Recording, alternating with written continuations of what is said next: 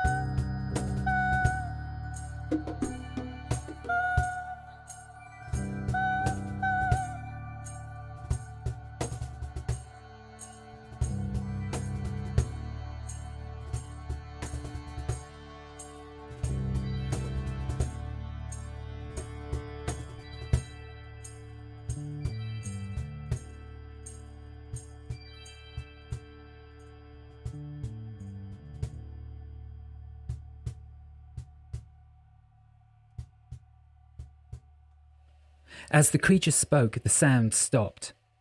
A pile of broken rock and dust descended onto the unsuspecting heads of Archie and Morven. It looked like they were enveloped in a cloud of blue smoke. As it engulfed them, Jessica heard a familiar, spluttering sound. Achoo! Achoo! Archie bellowed, sneezing right into Morven's face, who drew back in obvious disgust, shaking himself off. Jessica, I told you before, my nose absolutely can't take any more of this. You should have brought some antihistamines. What do you think you're paid for? He looked around, as if for the first time. Jessica, where are you? He glared at Morven. And as for you, I thought you knew where you were going, Archie declaimed, looking around the cavern. This place is a death trap. Is he likely to continue this for long? Pyrope inquired. Morven's eyes were already glazing over, and he appeared to be falling back into a trance. Oh, Archie can carry on like this all day. Jessica heard a faint creaking sound approaching them, and a pulling at her right heel. I think they might need another little push. Watch out, you don't want to lose any fingers. Pyrope repeated the note at high volume several times, peppering the bridge below with sprays of rock and dust. Archie immediately started simultaneously sneezing, yelping and prancing from side to side of the bridge. Jessica could not help but giggle at his antics. After a few moments of this, Morven seemed to fully awaken, flexing and extending his broad frame. The earth awakens. We must go now. Follow me. He grasped Archie by the hand and led him down the bridge back into the same direction where they had come from. No, not that way! Jessica could feel the creaking approaching from that very direction. Desperately, she copied Pyrope's singing, successfully this time, if a little over-enthusiastically. A pile of rock fell in front of them, completely blocking their way. Not that way, you fool! Archie yelped. It's obviously the other way! Morven smoothly changed direction without batting an eyelid, Archie scampering in his wake and proceeding down the bridge, descending into the far side of the tunnel.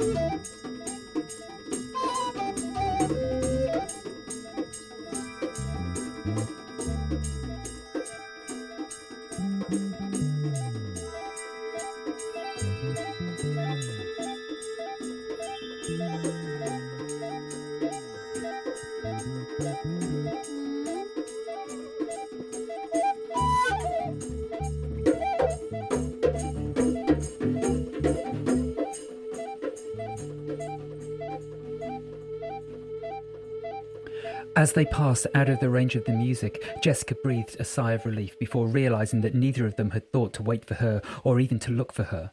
She let out a faint humph. The sound seemed to set off a chain reaction of creaking and cracking around them. The bridge below them dissolved into nothing before her, and piles of rock fell down into the chasm. How deep it was, she could not tell. As she waited to hear the sound of the fragments hitting the bottom, she felt Pyro pulling on her neck. "Come, we need to leave now." This time, she could not resist. They flowed through the blue, down into the earth at heart-wrenching speed before coming to a sudden stop. Jessica looked around her. She was surrounded by blue, except in one direction she saw a faint stain of reddish purple. She reached out to touch it and was met with a sharp tingling in her index finger. "It's rude to touch without permission," a high voice chimed. I'm sorry, I didn't realize. Pyro, is that you?" Jessica inquired.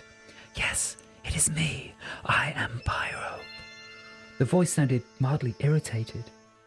"Why are you red and everything else is blue?" Jessica asked.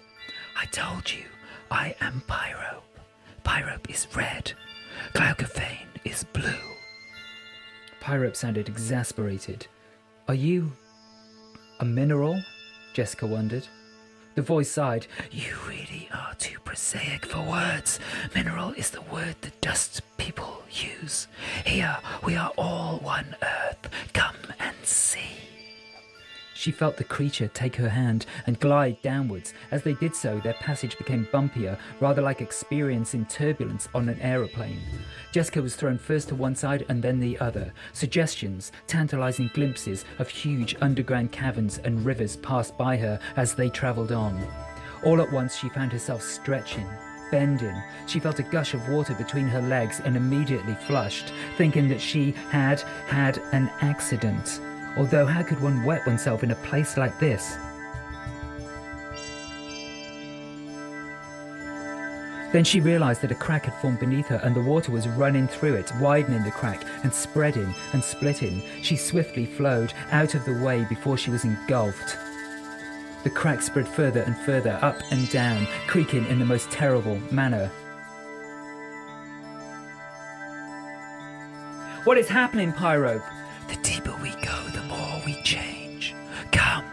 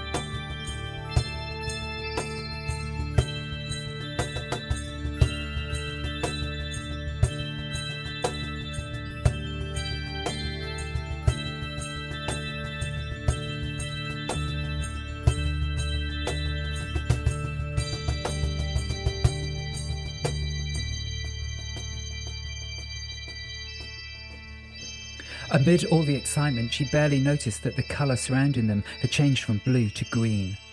As the colour changed, so their pace slowed until it felt as if they were swimming through treacle. Just as she felt she could go no further, they came to a boundary. In front of her lay a magnificent body of fluid filled with shimmering patches of red, green and white. The colours seemed to flow into each other, merging and coalescing in a slightly different way from each angle. It was a marvellous sight. "Come on, we are home." Pyrope pulled her forwards, and she emerged not into air, but into a new sensation entirely. No longer surrounded by treacle, she could move freely, but she was no longer herself. Instead, she felt herself to be part of the mass of rock. Many voices filled her mind, laughing and joking and complaining and chanting. She did not know which to listen to and covered her ears, but it had no effect. As she lifted her hands, she saw them to be comprised of red and green and white fragments, which crumbled away as she lifted them towards her. With horror, she watched her hands dissolve before her very eyes and felt herself spreading out into a thin puddle. "Get yourself together."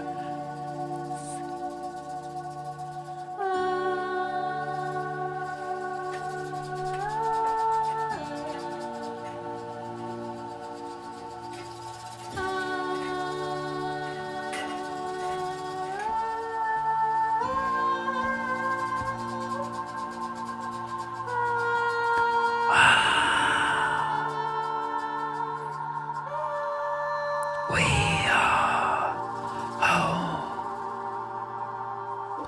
We are home. We are home. We are home. We are home.